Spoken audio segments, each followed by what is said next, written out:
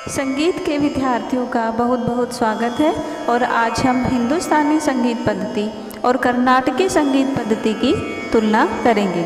हिंदुस्तानी संगीत पद्धति को उत्तर भारतीय संगीत पद्धति भी कहते हैं और कर्नाटकी संगीत पद्धति को दक्षिण भारतीय संगीत पद्धति भी कहते हैं। हिंदुस्तानी संगीत पद्धति या उत्तरी संगीत पद्धति और कर्नाटकी संगीत पद्धति यानी दक्षिणी संगीत पद्धति में थाट, राग, बंदिश और स्वरों के जो नाम हैं आज हम उनकी तुलना करेंगे।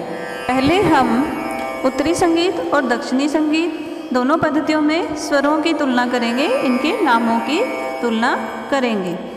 उत्तरी स्वर में सा, दक्षिणी स्वर में भी सा ही बोला जाता है।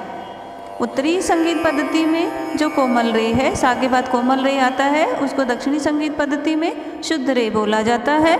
उत्तरी संगीत पद्धति में जो शुद्ध रे है, कोमल रे के बाद शुद्ध रे आता है, इसको दक्षिणी संगीत पद्धति में शुद्ध गा या चतुश्रुति रे बोला जाता है। चतुश्रुति मीन्स 4 श्रुतियों वाला रे। उत्तरी संगीत पद्धति में कोमल गा को दक्षिणी संगीत पद्धति में साधारण गा या षट श्रुति रे भी बोला जाता है। षट श्रुति का मतलब है 6 श्रुतियों वाला। उत्तरी संगीत पद्धति में शुद्ध गा को दक्षिणी संगीत पद्धति में अंतर्गा नाम दिया गया है। उत्तरी संगीत पद्धति में शुद्ध माँ, शुद्ध गा के बाद शुद्ध माँ आता है, जो दक्षिणी संगीत पद्धति में भी शुद्ध माँ के नाम से ही जाना जाता है। उत्तरी संगीत पद्धति में तीव्र माँ, शुद्ध माँ के बाद तीव्र माँ आता है, जिसे दक्षिणी संगीत पद्धति में प्रतिमा बोला गया है। और पा को दोनों संगीत पद्धतियों में समान नाम दिया गया है। पा के बाद कोमल धा आता है उत्तरी संगीत पद्धति में, जिसे दक्षिणी संगीत पद्धति में शुद्ध धा के नाम से जाना जाता है। और उत्तरी संगीत पद्धति में जो शुद्ध धा आता है कोमल धा के बाद, उसे दक्षिणी संगीत पद्धति में शुद्ध नी के नाम से जाना जाता है। और शुद्ध नी को चतुश्रुति धा के नाम से भी जाना जाता है। दक्षिणी संगीत पद्धति में जो शुद्ध नी होता है वो उसे 4 श्रुतियों वाला धा भी जाना जाता है।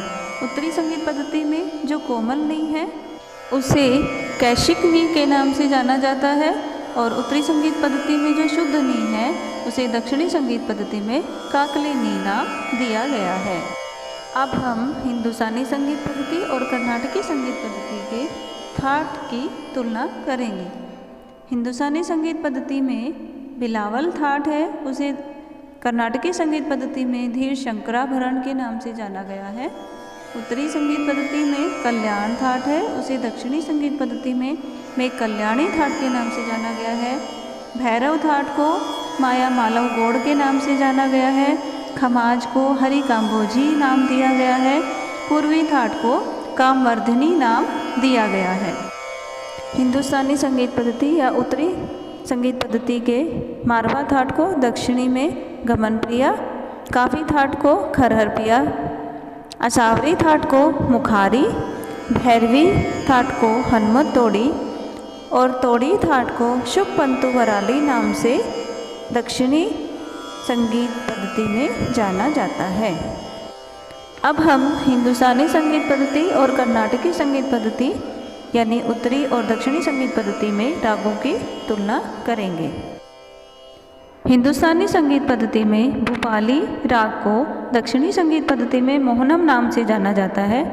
भाग्यश्री राग को श्री रंजनी नाम से, कल्याण राग को में कल्याणी नाम से जाना गया है और बिलावल राग को शंकराभरण के नाम से दक्षिणी संगीत पद्धति में जाना गया है। उत्तरी संगीत पद्धति के तोड़ी राग को दक्षिणी संगीत पद्धति में शुभ पंतु वराली नाम से जाना गया है। भैरवी राग को हनुमत तोड़ी के नाम से, असावरी राग को मुखारी के नाम से और दुर्गा राग को शुद्ध सावेरी राग के नाम से दक्षिणी संगीत पद्धति में जाना गया है।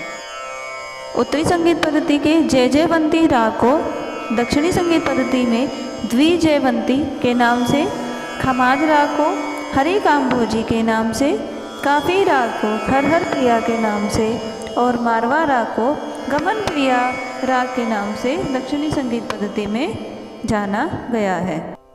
उत्तरी संगीत पद्धति के सोहनी राग को दक्षिणी संगीत पद्धति में हंसानंदी के नाम से, भैरव राग को माया मालव गौड़ के नाम से जाना गया है।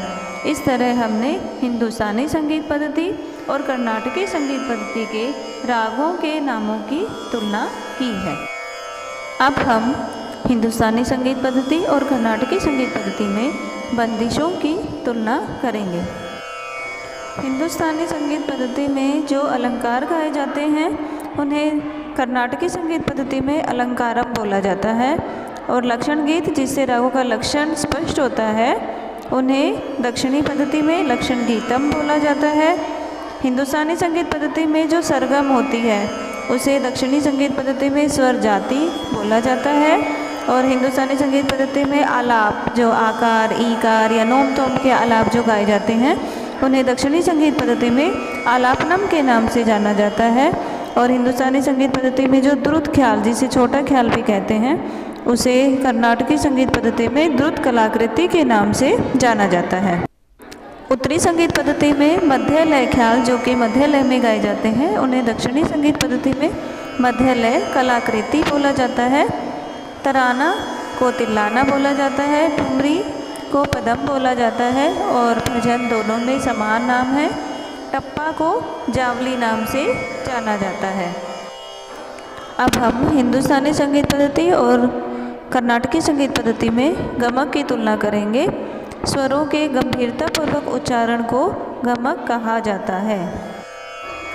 उत्तरी या हिंदुस्तानी संगीत पद्धति में 15 प्रकार के गमक माने गए हैं, जिनके नाम हैं तिरिप, स्फुरित, कंपित, लीन, आंदोलित, वलित, त्रिभिन्न, कुरुल, आहत,